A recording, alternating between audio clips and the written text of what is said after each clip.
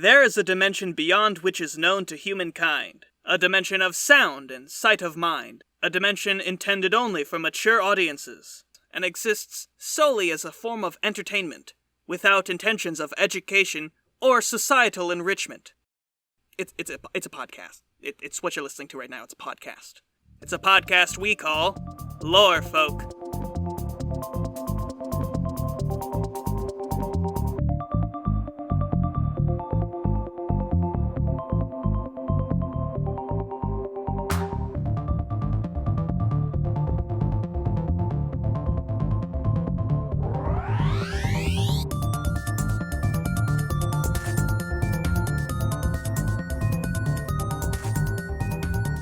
Hello and welcome back to Lore Folk, a podcast where we riff on all things paranormal. I'm your host, Aidan Kidd. And I'm your other host, Maddie Barr. Woo! Yeah, we're back doing another episode. Yeah. Maddie, you know what I've been watching these past few weeks? What? The WandaVision. Oh, I've been watching. It's the hot ticket. I've been watching the WandaVision as well. Everybody's talking about my favorite subgenre of horror, sitcom horror. So I thought I would propose a very important question to you to start the episode, which is, golly, if you were trapped in a sitcom... I would have sex with Vision, yeah. No, Maddie. I mean, yes, Paul we Bettany. all would. Mm. Yeah, everyone would. That's not the debate. That's not the question. Ever since this show came out, I've made it my mission to let as many people as possible know that I think Paul Bettany's a nice hunk of meat, that man. Oh, don't objectify him. He's a respectable actor and a human being. And he's good at his job. And he's very good at his job. And he loves his friends and family, and I think that's respectable. Aiden, ask your question.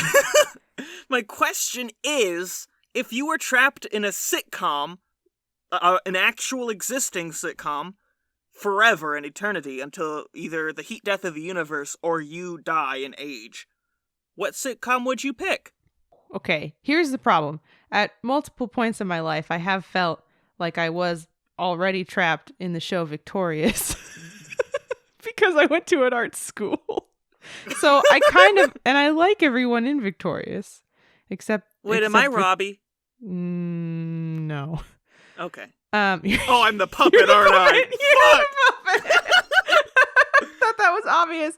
So, like, the very first thing that jumped to mind was Victorious, but I don't want to be in high school forever. I've also been watching a lot of Cheers. And I like...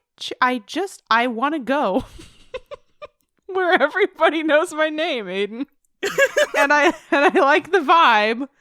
Yeah, I don't know. I can't think of any sitcoms. Aiden, which sitcom would you be in? So I at first was thinking that I wanted to be in Family Matters so that I could fight robot Steve Urkel. Ah, yes. That's what I wanted to do. Uh-huh. But then I thought, well, wait a minute. If I go to Alf, I'll get to fight Alf and avenge all those cats he ate. That's true. But then I thought, oh gosh. Let's go to dinosaurs, baby. Let's go down to Dino Town. And then I'll get to freeze to death eventually. Like, I like that there's an escape. Uh-huh. Like, it's not like a permanent existence. I know the path that Dinosaurs the show is headed. And I know it ends with the freezing of planet Earth and everybody dying. Do they die, And though? I'll get to yes, they die. They're dinosaurs, Maddie. They have to die. Wait, but would you die or would you just be frozen? Like cryogenically almost. No, I think I would die. Okay. That's not... Regular ice doesn't do that, Maddie, despite what cartoons will tell you. Well, but you don't know the effects of the ice that froze the dinosaurs on a person. That's all I'm saying, because there weren't any people there. Maybe it was, prehistoric ice. And if you're really big like a dinosaur, it freezes you. And if you're really small like Aiden, then it cryogenically freezes you. I'm just spitballing. Maddie. Yeah? What the fuck are you talking about? I'm just saying that the physical properties of almost everything on Earth have changed since the dinosaur age. And Look, what I'm proposing to the American public is that if I took on that meteor that killed them head on, I would have lived. And you can't disprove that because no human was alive to get hit by the meteor at that point. Rip to the dinosaurs, but I'm different. This isn't the meteor, though. This is ice. I'm sure a meteor could kill me if it tried hard enough. But ice? I get that out of my fridge. I know domesticated ice, so wild ice doesn't faze me at all. Okay, so Aidan would traipse his way through like 4 different sitcoms while I'm at the bar with the boys having a beer. Classic. With Ted Danson, yeah. In his prime. I would tell him about The Good Place. I would just pepper in little details about that show existing just to freak him out. Well, in truth, you wouldn't actually be with Ted Danson. You'd be with whoever Ted Danson plays in Cheers. Right. I think his name is Sam. And he would have no knowledge because he's not going to go on to play Michael in The Good Place. He is going to live forever in a non-ending cycle of torment and existential dread. I'm going to bring a picture of Ted Danson, like from a magazine or an interview with me, though, and I'll be like, this is my favorite actor from... I'll pretend I'm from some European country or something, right? Because that's how they do it on sitcoms, when someone's just from somewhere else. And I'll say, oh, this is my favorite actor from back home. He's really popular and schmexy. And all the characters will be like, that looks like Sam, or whatever Ted Danson's character is. And he'll be like, that looks just like me. And I'll be like, what? Nah, get a load of this guy. Oh, he thinks he's some hotshot movie star. You know how in The Sweet Life of Zack and Cody, when they do High School Musical, and what's her name? Yes, Ashley yes, Tisdale says that Ashley Tisdale says that she looks like Sharpay, and everyone's like, no, you're insane. You look nothing like her. That's what I'm going to do to in-universe Ted Danson Sam with actor Ted Danson. It's not going to have any effect on him or the reality of the world. You're just doing this for fun. Just for fun. I need a bit. Just to mess with him. Aidan, I have a question. You're already asking it with a high intensity that I don't know if I can get behind, but okay. Since ghosts only haunt at night. Yeah. Could a ghost haunt during a solar eclipse? Oh. Aidan, since ghosts only haunt at night, could a ghost haunt during a solar eclipse? Now, I'm not sure that ghosts only haunt at night, but I will admit that if you're going to haunt someone at night in their house alone is better than at a coffee shop in the middle of the day. So let's just dive into this question here and suspend our disbelief and say that ghosts only haunt at night. Is a solar eclipse night? Okay, so hold on. Before we even get to that question, I think we need to address the fact that a ghost haunting in the day is infinitely scarier than a ghost haunting at night. How so? Okay, because there's an infraction happening here to the ordeal. They're not supposed to. The contract has been broken. It's like a clown stalking you at night is like nothing, but a clown like emerging from like behind a bush in the middle of the day, there's audacity there. There's a knowledge that they're not gonna get caught. There's a power being presumed by the clown. The scariest part of getting murdered is not the fact that you're dying. It's the fact, hey, you're not supposed to do that. That's illegal. I'm afraid because you've broken the social contract of not murdering other people. There's a confidence that they're gonna get away with it and that nothing can stop them when they do it in the day. Why? There's more. Because in the dark they can hide. They can get away with things. Right, but you're saying they're going to get away with it during the day. Like a clown, like emerging, I don't know why I stuck with clowns, but a clown, like you're in the middle of Times Square and you're surrounded by people, and a clown emerges from the aether in front of you. And kills me. In front of people, and it charges at you with and it shoots energy blasts like clowns do. Right. Like, that's infinitely scarier, because then happening at night, because it means that it doesn't care or just knows that none of the people being made aware of it have any effect on what it's gonna do. Oh, so you're saying if a clown shoots laser beams at you or energy beams and kills you in the middle of the night when you're all alone, there's sort of a solace when you're dying on the ground, like no one could have helped me anyway, right? I'm all alone here. There's no one to call out for. In your backyard at night, no one can hear you scream. But in Times Square, the naked cowboy is watching me get murdered by a clown, and I'm like, hello? Could somebody help me fucking out? Elmos are running for their lives, and just like me. Right. Okay. There's people in there, and that's how you know that there's actual people in the Elmos, and it's not just like a big greasy Elmo. Oh, God. That's scarier than a clown. Is that it knows fear as well. Okay, I can understand that. Like a predator, like an animal. Yes. Going after like a lone fish in the dark means that it's picking off the weak. Right. But a predator going after a fucking school is absolutely feral. That's terrifying because you know that it can get away with this. That's how powerful it is. So a ghost, that's what we were talking about, a ghost haunting in the middle of the day would be way scarier than it haunting alone at night. So the answer to the question, could a ghost haunt you during a solar eclipse, is yes, but where's the dramatics? Where's the conviction from the ghost? Exactly. Okay. The presentation, the confidence. Yes. Why didn't you just wait until night if you were going to do it in the dark then? Yeah, the fact that you had to wait for a fucking solar eclipse to work up the confidence, Ghost, I'm not scared of you. Right. At all. At this moment, Ghost, I'm looking at the moon and the sky. I'm thinking about my place in the universe and how small I am. Do you think I care about getting murdered by a ghost in the middle of the day except it's dark? No. In the middle of the night, I'm haunted by the actions of my past. Yeah. Do you think I'm gonna fucking give a shit because you levitated a chair at my head? No! Also, if you're a ghost, that means you don't really have eyeballs and you could look at the solar eclipse without glasses. So if you're killing me, that's a waste of a solar eclipse for the ghost. I just feel like there's not a lot of things as a human that I can't do during a solar eclipse, but the one thing I can't do is look at the solar eclipse directly.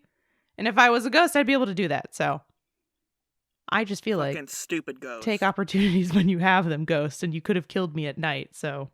All right, I have a Reddit post on r/paranormal by a user named Walquarius.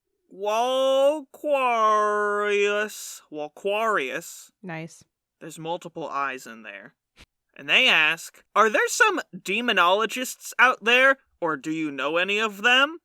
And I have to make note of the fact that this post has been removed by the moderators of r/paranormal. I happened to catch it on reddit.com before it was removed, but I assume days ago.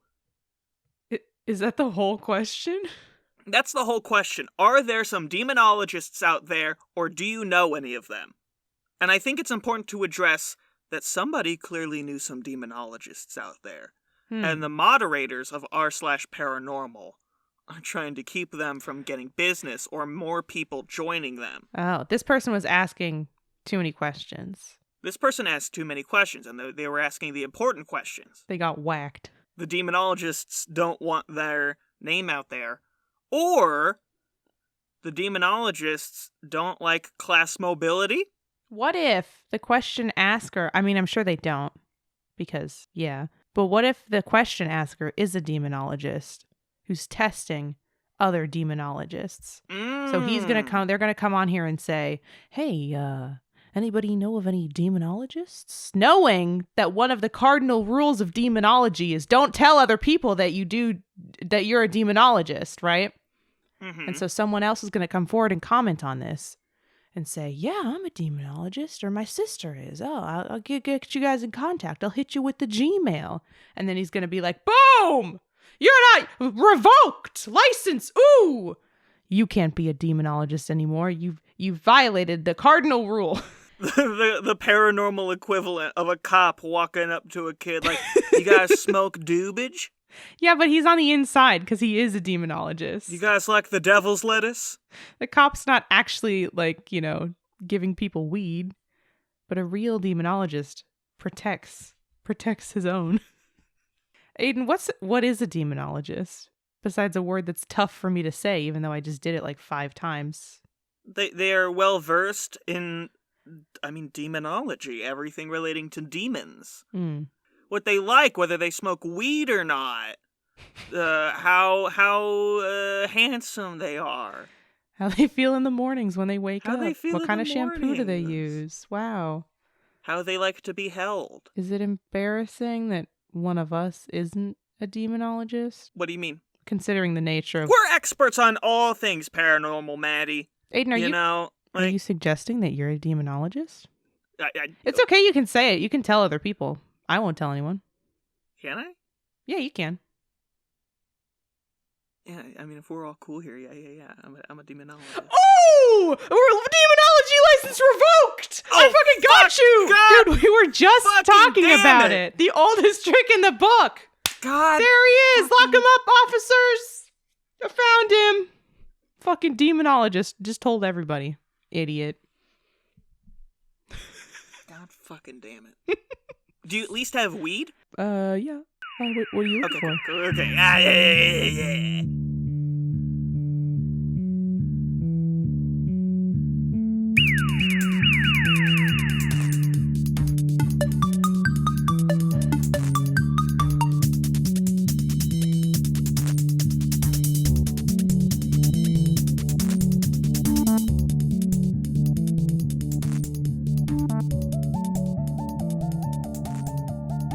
All right, here we are in the ad break, where we do fake ads, because nobody pays us to do this show. Maddie, tell people how they can give us money. You can pay us to do this show by becoming a patron on our Patreon. Wow! We've got 3 different tiers, and they've all got lots of fun bonuses, or not prizes. What the fuck are those called? Rewards!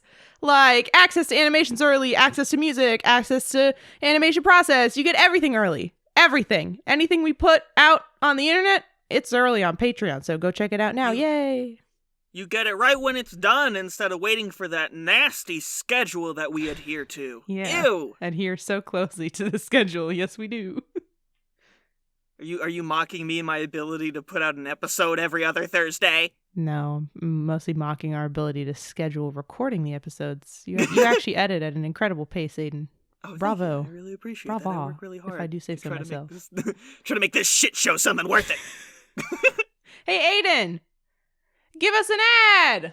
But of course, it is time for people to unshackle themselves from their skeletons. We are more than but a framework. We are more than a clump of meat tied to infrastructure. We are free, and we decide our own paths. We do not need these training wheels anymore. That is why I am presenting you with an alternative, human race. Come get your bones removed. Why don't you? Come on over. It's me, Boneless Berry. Come down to Boneless Berry's bone removal system. It'll take your bones right out. It'll be cool. Hey, it's me, Bonin' Bob. Hey, do you not have enough bones? Hey, come on down here to my new service where we take other people's bones that they don't need and we put them in your body. That's right, you got 2 femurs now. I mean, you probably already had 2, but now you got 4 femurs. How powerful are you? Kicking people like a horse with 4 femurs. So come get you. I'm starting another human race. We put bones in ya. Not everybody wants those bones, but you could be more powerful than ever. Take it from Bob, get the fuck out of here! What? Nah, I'll fight you, dude. I got 4 pinkies. Barry, get out of here! I'll fucking kill you! Yeah, what are you gonna do? What are you gonna do, slob man? You punch me? Nah, I'm like an arachnid now. I'll slap you so hard! Just come over here to me. I can't move to you. Okay, here I Hold on. come. I can kind of like slop and sloop over, but it'll take a bit. I'm clanking over. I'm rattling on over to you. I sound like a fucking xylophone, but I'm so beefed. Hey, you got bones in my boneless body. Oh no, you absorbed some of my bones. I need those. We're back to being regular people. Oh, wow. Perhaps we weren't so different after all. So come on down to Barry's and Bob's Bone Emporium. Yeah. We'll fix you right up. You need 2 more. You need more bones or you need less bones. We'll sort you out. Maybe you just need the realization that deep down, we're all people together. Wow. We're all one race, the human race, and we all have bones. So go get some. Or maybe get some less at Barry and Bob's Bone Emporium. Hey!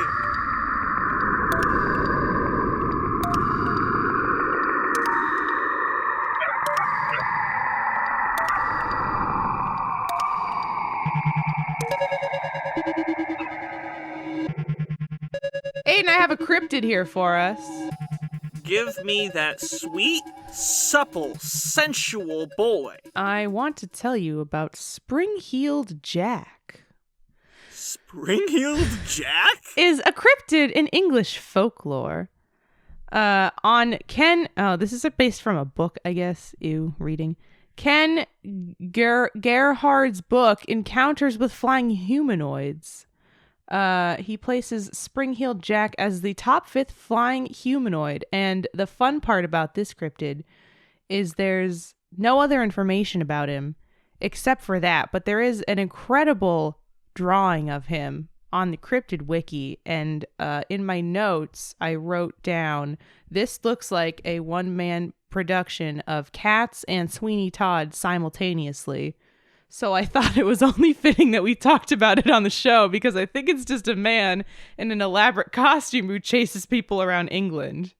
And what is a cryptid if not a man performing a musical by himself? Oh my god. Or 2 musicals at once, really. I'm looking at him. I'd like to think he's called Spring-Heeled Jack because he prances about as if having springs in his heels. There's a wide variety of versions of him. This one makes him look like he's Batman in fucking khakis. He is kind of a Batman. He's wearing khakis. He's Batman, but he has a shifted target leather later. Boots. He's just kind of a guy, just a man. He's got a Waluigi mustache. Uh-huh. Oh, I love him. I thought he was neat. He's wonderful. He's a delight. Everybody, I know this is an auditory medium, so this isn't great for podcast, but just Google Spring-Heeled Jack. Yeah, just look and him you will up. find some absolutely wonderful things. What do you think? Usually with cryptids, they have an origin story, and we sort of extrapolate on what the rest of their life may be like in the future. But what do you think? Okay, Maddie, I'm going to stop you right there, because clearly this man's parents were murdered outside the opera house. But it was an opera house where I know this origin story. It's an opera house where they were performing Cats. Cats and Sweeney Todd. And Sweeney Todd. But, okay, no. There's 2 opera houses next to each other, and they're rival theaters. And his mom wanted to see Cats, and his dad wanted to see Sweeney Todd. And so he went to both, and he bounced back and forth after every musical number. And then they both came out into the alleyway outside of both of the opera houses, and then they got murdered, just like Batman. And his parents were killed by a pair of khakis, clearly. A pair of khakis just holding a gun in the alleyway, we live in a society. The khaki killer. We live in a denim society. How do a pair of khakis hold a gun? Is it in the belt loop? Or is it... No, it's in their sleeve. Do you think... the one leg of the pant. What? One is standing and the other one is just up holding a gun. What if the barrel of the gun... What if they have the fly unzipped on the khakis and the barrel of the gun is sticking out of it? So it looks like a penis, Maddie? Like a gun penis. Because it looks like a penis? Yeah, because it would be like a weenie.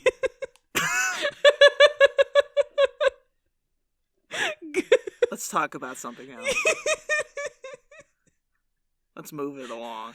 I mean, if the khakis, if a pair of khakis with a gun penis killed my parents, I think I would turn into an eccentric cryptid as well. I don't think you can blame old Jack for that one. Yeah, okay. And talk about something else then. Because I'm just going to keep thinking about this penis gun. Gnomes! Back at it again! Gnomes? Gnomes! Back at it again! That's it. Are they? No. No. This is from Reddit user Visions Galore, who writes, a few months ago, I posted about gnomes, and I had a last experience that I will never forget. That's how it's written. That happened last night. I was coming home from work around 11 p.m., and it was completely dark out. I had specified in earlier posts my forest was chopped down by my rich neighbor, and now all the trees are dying. Darkness fell, and I now feel unsafe after this experience I will never forget. Get to it already! Get on with it! Anyway, I was walking. They have to include it anyway. Fucking cohesive. Oh, come on. Right. I'm not gonna fucking criticize the fucking storytelling capabilities of some rando on Reddit. You're doing fine. Visions galore. I'm sorry. Anyway, I was walking home on my trail. It recently snowed, so I was stepping and slipping as usual. But I was nearly home when I hear the sound of pitter-patter and the crunch of snow. Suddenly, I hear a really high-pitched giggle, and I noticed a creature leap from one side of the trail to the other behind me. I stood there before fear filled my heart. I could see its shape. It was like a ball. It bursted out with speed, running down the trail and slowing down a few feet ahead. This absolutely the last straw. Again, how it's written. I'm not mad at the gnomes, but I'm hoping someone could help me stop being afraid of them or make them stop scaring me. So we need to help this person be not afraid of gnomes anymore. The gnomes are more afraid of you than you are of them, sweetie. Do they think the gnomes are scaring them on purpose? I don't know. Or are they just afraid? I think they're just afraid in general. I think the best way to help with this is exposure therapy. I was going to say the same thing. I think we need to drop you, Maddie, once again. I think we can solve somebody's problem by dropping them in the gnome pit. Mm-hmm. Scared little boys get dropped in the gnome pit. Oh, no. Don't go near the gnome pit, kids. We lost the lid, and it's just open now. Get in the gnome pit, see how you feel, and work through the fear. Feel their little nubby little hands crawl all around you. Let them get in your eye sockets and in your head. What's the worst a gnome's gonna do to you? Like be small next to you? What? Gnome's got nothing on you. You're like a whole person. You're a whole you're a Redditor. God damn it. You're so strong. Visions galore. You're a Redditor, a proud and noble group of individuals who are taking down the big government banks and hedge funds as we speak. Right. Maybe the gnomes are just interested in you. Have you ever tried to get to know them? To get to gnome them? Yeah. Maddie? Yeah. That was really good. I hope you really consider a path. Thank you. In the creative arts. Yeah, I have. Because get to gnome them? Yeah. That was really good. Felt good when I was saying it, so. Yeah, you should. You should feel really proud of that. I'm glad you acknowledged it. Yeah, of course I would. You know. Maddie, I'm always going to support you in your creative endeavors. I know we like to call out good comedy on the show, even though it doesn't happen a lot, but get to know you. Whew. Yeah. Might write a book after this. That was poetic, honestly. Like, I'm sorry. I love to see you grow. So, anyway, throw yourself in a fucking gnome pit. Fuck you. Don't be afraid of gnomes. Enter the gnome pit. Alright, that's gonna do it for this episode of Lore Folk. If you like what you heard, share it with your ding-dang friends. And remember to like and subscribe on the YouTube version of the video. It really helps us with the whole algorithm thing. Also, leave a comment and such. Just say something. I don't know. Leave a comment and then comment on 2 other people's comments, like a Socratic seminar, please. Or leave a review on iTunes, because I think I'm the only one who checks those, but boy, do they warm my heart. And if you have a paranormal encounter or you found like a Reddit post or a Yahoo Answers thing that you think we should talk about, feel free to send it over to lorefolksubmissions@gmail.com. Just make sure you include your name and pronouns when you do so. Alright, I'm gonna go jump in the gnome pit. Not because I'm scared of gnomes, but because I like it. Okay, have fun. Stay safe. Don't eat 30 minutes before you do that. I got cramps in the gnome pit because I had a bratwurst before I jumped in. Oh no, I'm going to drown in the gnomes.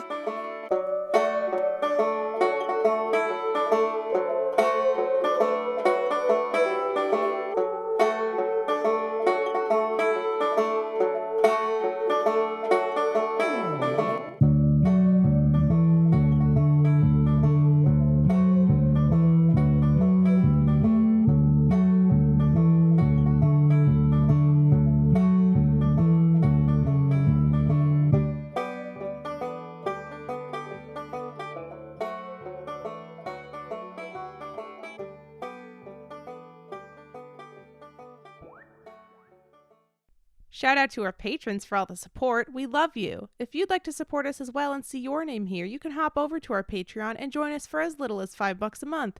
You'll get access to episodes early, bonus content, and all sorts of other goodies.